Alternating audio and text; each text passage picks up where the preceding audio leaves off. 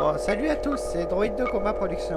Et Méta... Attends, je vais la voir cette fois. 7588. Exactement, bonjour les amis, c'est Meta 7588 en direct de notre studio. Voilà. Oula, ça fait bug. Ah, non, rien, j'ai rien dit. Bon. Et donc nous voici pour une nouvelle vidéo et donc sur une nouvelle discussion sur un épisode de Doctor Who. Cette fois nous allons dans les nouveaux. Et dans les... Enfin, on dit les nouveaux, mais c'est quand même la continuité des anciens.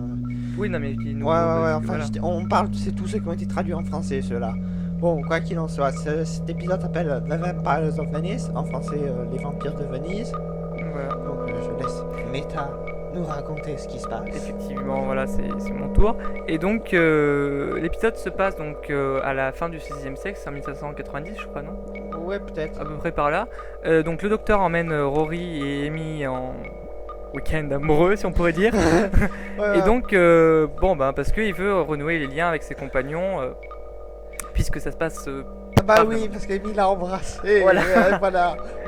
Elle est un peu... Voilà, enfin, on connaît Amy, voilà, on va rien dire. Et donc, tout se passe bien jusqu'au moment où les habitants de Venise commencent à parler de la peste qui commence à se propager. On va peut-être pas rentrer dans tous les détails, on s'en fout un peu, la peste. On va plutôt parler de l'école, là. Oui. Il y a une bonne femme, là, qui s'appelle comment déjà Rosanna Calvieri. Rosanna, qui rentre, en tout cas, des jeunes filles, qui a une école, qui possède une école, et il s'avère que dans cette espèce d'école, il y a des expérimentations pas très catholiques. Voilà. En fait, les jeunes filles sont, comment dire, transformées en petits poissons. Non, pas petits, mais... Non, mais on va pas parler là-dessus. Déjà, on va parler des vampires. Ensuite, on parlera du reste après. La révélation de l'épisode. Enfin bref, non, de toute façon, les... En tout cas, c'est des vampires car on voit pas leur reflet.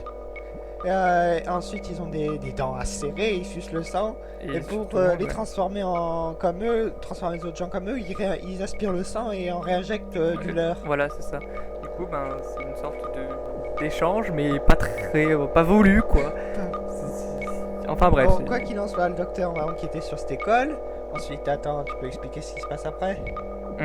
Du coup, le docteur tombe nez à nez avec Rosanna.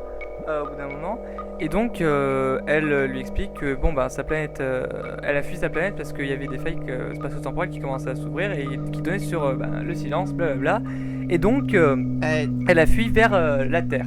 Et t'attends, grosse révélation, ça n'était pas des vampires, ce sont des poissons de l'espace. Voilà, et d'ailleurs on a une belle description sur ces poissons. Quand on les voit, c'est quand même quelque chose, hein. C'est des poissons chauves, on dirait une personne chauve toute bleue, avec des gros yeux globuleux, enfin quelque chose de bien écœurant. Et donc elle lui propose une alliance quand elle a su que c'était un seigneur du temps. Le docteur bizarrement va... En fait, on a peut-être oublié de vous dire, mais en fait ces fameux poissons, ils peuvent pas... Il y a que les descendants mâles qui sont échappés de la planète, alors c'est pour ça qu'ils reconvertissent les jeunes filles, c'est pour en faire des femelles reproductrices. Voilà, on dit bien reproductrices. On dira pas comme qui voudrait faire ça, enfin voilà. Et donc... le docteur refuse cette alliance, puisque...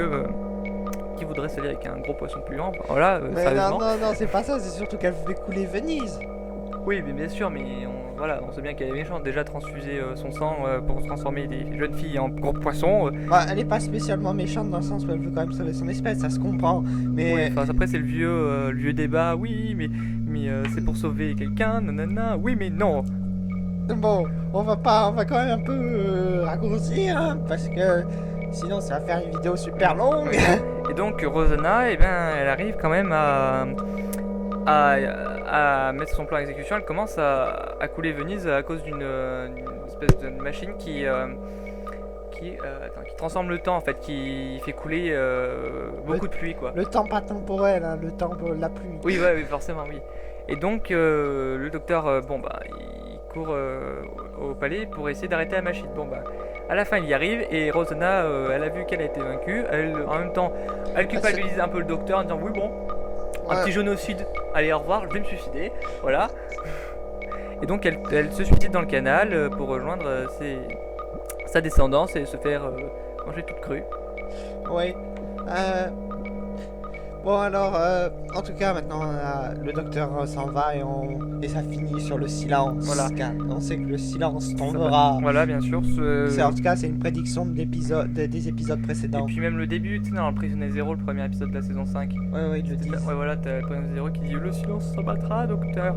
Donc déjà, il y avait cet épisode, c'était quand même un peu le précurseur aussi qui résonnait le silence. Qui sera le principal fil conducteur de la saison 6 quoi en fait. Ouais. Parce que dans la saison 5 déjà juste à la fin. Bon on va peut-être arrêter de parler des saisons, on va plus parler de cet épisode en personne parce qu'on est là pour parler de cet épisode. Oui de toute façon on en a déjà parlé. Bon alors ensuite, toi t'en as pensé quoi alors? Qu'est-ce que t'as bien aimé? Ben disons que comme il y a un mythe sur les vampires, là c'est un mythe intéressant puisque ça vient un peu du genre extraterrestre ou du monstre. Et surtout que le fait que, oh mon dieu, elles n'ont pas de reflet, c'est expliqué.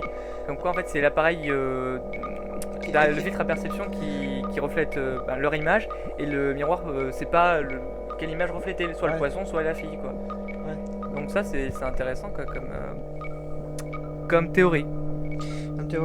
Moi ce que j'ai bien aimé c'est le design des hommes poissons. Oui, bah moi je sais pas pourquoi j'ai trouvé comme description. D'ailleurs c'est aussi parce que ce sont des poissons. Ils ont aussi expliqué pourquoi ils aimaient pas le soleil parce que c'était. Ah oui parce qu'en fait c'est des bêtes de profondeur et du coup ils sont pas habitués au soleil. Ouais donc au début on croit. Ce qui est bien c'est qu'au début on croit vraiment genre que c'est des vampires, que c'est des vrais vampires.